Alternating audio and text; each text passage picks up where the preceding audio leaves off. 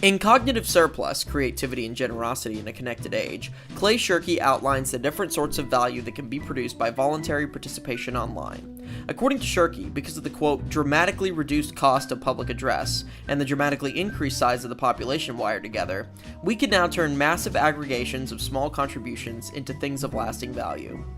The 4 types of value that Shirky discusses are personal value, which describes a post that is mostly made for your own amusement, communal value, wherein content gives some kind of benefit to a small group collaborating with each other, public value, which is like communal value but more open to anyone's participation, and civic value, which applies to efforts online to explicitly improve society. In this video, we will outline the ways that activism is shaped, for better or for worse, by 4 online platforms: Tumblr, YouTube, Twitter, and Facebook. At what point does a post online go beyond its personal value and cross over into communal, public, and civic value? And how does the format of these sites affect the quality of their activist content? Let's break it down. Founded in 2007 by David Karp, Tumblr is a microblogging site where users are encouraged not only to produce their own content, but to reblog each other's text posts and photos. This structure has allowed Tumblr users to fall into communities that revolve around niche sets of interests. The breadth of the communities that Tumblr harbors is diverse, and has come to be governed by a certain set of rules which encourage it to be a safe space for user expression and sharing. Valeria Safronova wrote for the New York Times, quote, Facebook and Twitter, users tend to engage with people they know, while on Tumblr, they connect based on themes and interests. Because of the anonymity, Tumblr gives young people a chance to experiment with different personas, many of which might not match the ones their friends and family are familiar with, unquote. The anonymity of the Tumblr persona has allowed for users to create safe spaces for expression around social issues in particular. Tumblr was one of the first communities where trigger warnings were introduced. Trigger warnings are a way of tagging information so that users can avoid certain topics that may be distressing. A couple of years ago, it also became common practice for users to include their preferred pronouns in the bio of their blogs, eventually normalizing the practice on the site. Tumblr has become the ground zero for a lot of niche and passionate activism around social and political issues. Quote, Tumblr is kind of like a gateway drug for activism, unquote, said Philip Howard, 44, the principal investigator at the Digital Activism Research Project at the University of Washington. Quote, once you connect to other people who feel strongly about race or crime or gay marriage, you stay engaged on that one issue area, unquote. And Tumblr has a lot of engaged users. There are more than 215 million blogs on Tumblr, and according to Comscore, an analytics company, 50% of Tumblr users are from age 15 to 34 years old. And the company's internal surveys show that 64% of users say they care about social causes and engage with them on Tumblr.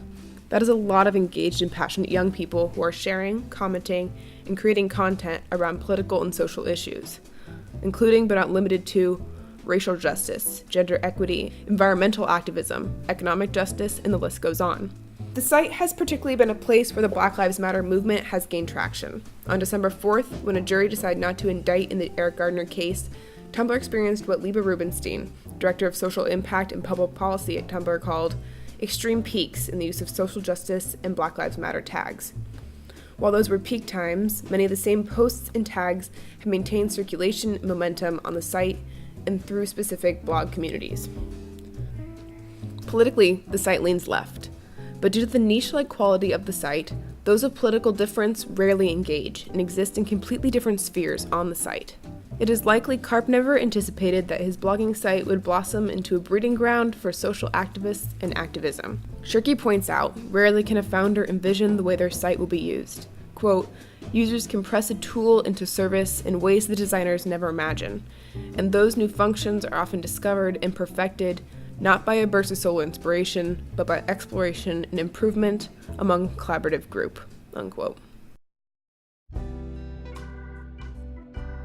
If Tumblr provides a platform for community building, sharing, amplifying other voices, and developing progressive practices, then YouTube does the exact opposite.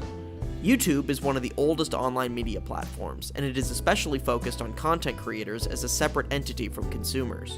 While social media websites allow you to connect with people that you know or whose perspective you're interested in, subscribing to a channel on YouTube is modeled off of a more traditional media landscape. The entire experience is revolved around the content. Some people make videos, everybody else watches videos. And while there is theoretically a mechanism for communication in the form of the comments section, it is presented as a sideshow. You have to scroll down past related content, and even then, comments are organized by their net number of upvotes, rather than the order in which they were made or the amount of attention they've gotten. And since people create YouTube accounts to watch content rather than connect with people, these comments are often anonymous or made by people who have crafted their online identities in relation to the content they watch. As such, communities on YouTube tend to be more insular and coalesce around a particular creator. If the experience of using a social media site is like entering a bubble where everyone has the same opinion, then using YouTube is like bouncing from one bubble to another, where if you dare, you can peruse the comment section only to find the most rabid fans of the video creator echoing whatever perspective is encouraged by the creator. One exception is when an existing community from another website, in particular Reddit, descends upon a given video and fills its comments with perspectives which don't originate from the creator's existing audience. Sometimes that comes in a positive form. Users from another online community discover a like-minded YouTuber and boost them up.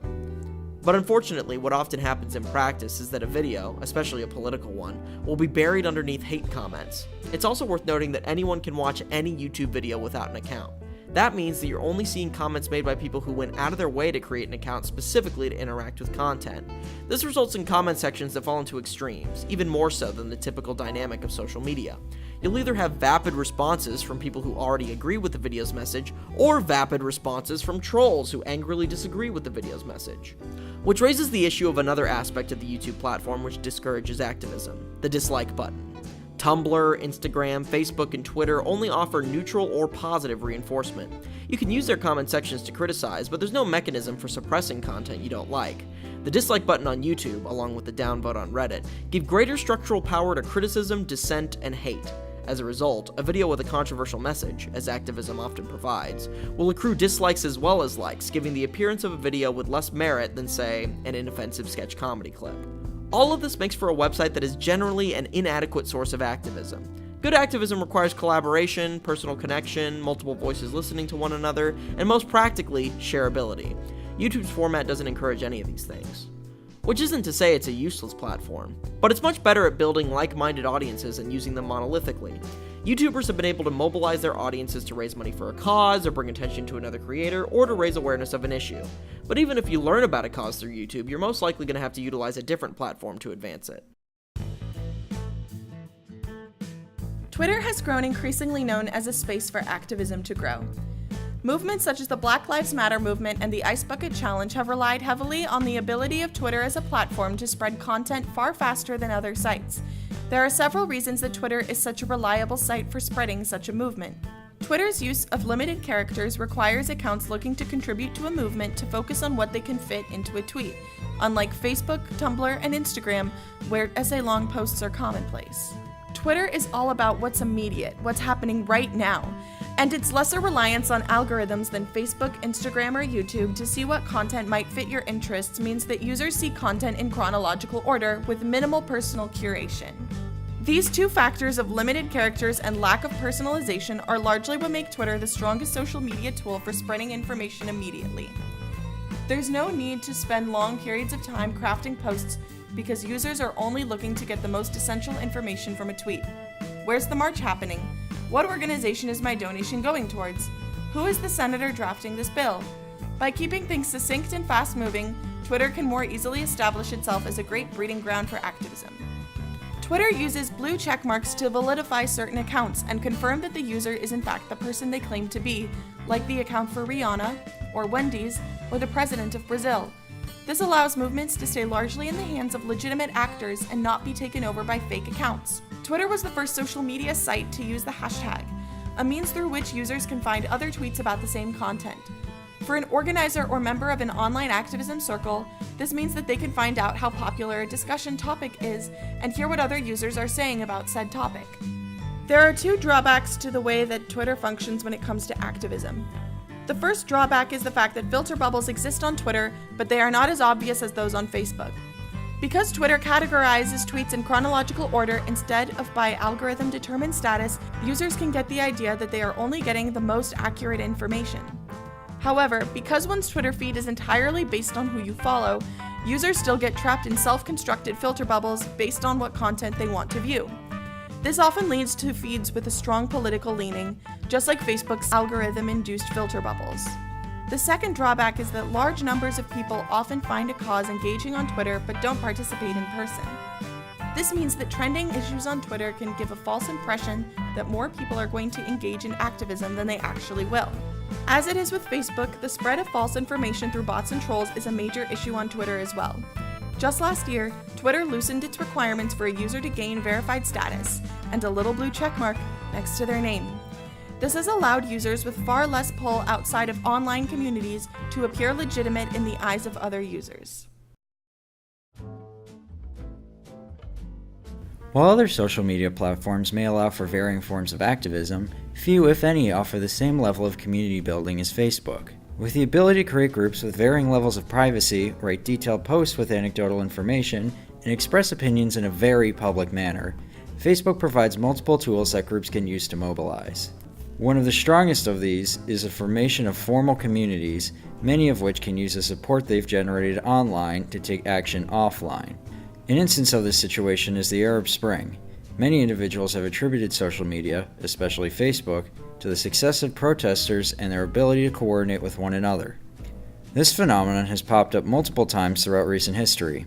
One example is the Association of Pub-Going, Loose and Forward Women, a group designed to fight for the freedom of all Indian women. It's a prime example of what Clay Shirky calls civic value, a quality of groups where improving society is their explicit goal. There's also the responsible citizens, who use Facebook to recruit and organize members to hold demonstrations in Anarchali.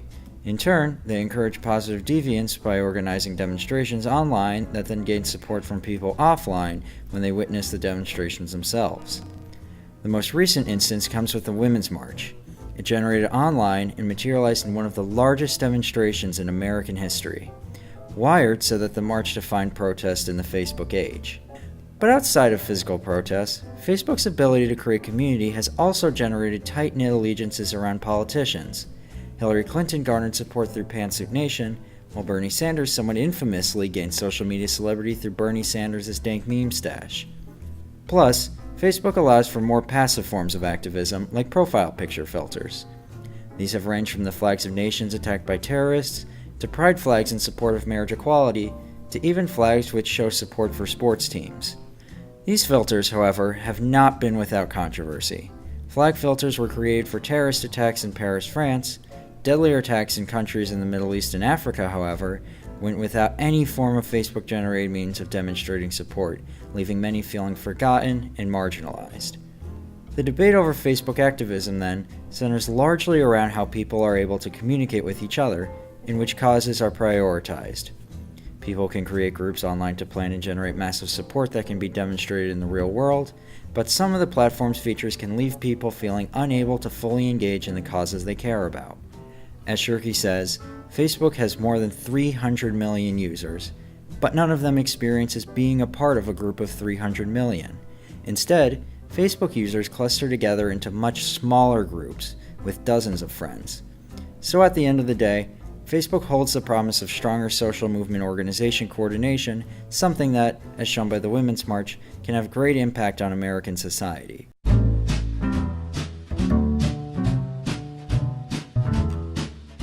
While using social media as a way to organize movements has not been around for long, its effects are clearly being felt. Facebook, YouTube, Twitter, and Tumblr are the biggest examples of this phenomenon, but there are still several other internet platforms out there that groups are using to mobilize.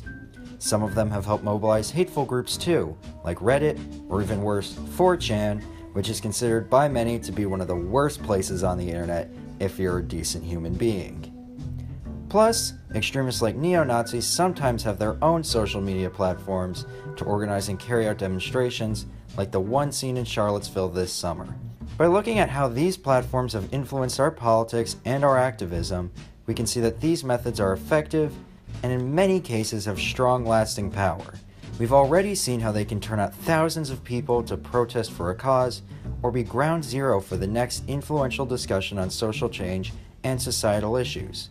At a time when political polarization is rampant and protests are addressing a wide variety of topics, we will need to see just how far social media can go in aiding activists in their goals of affecting social change.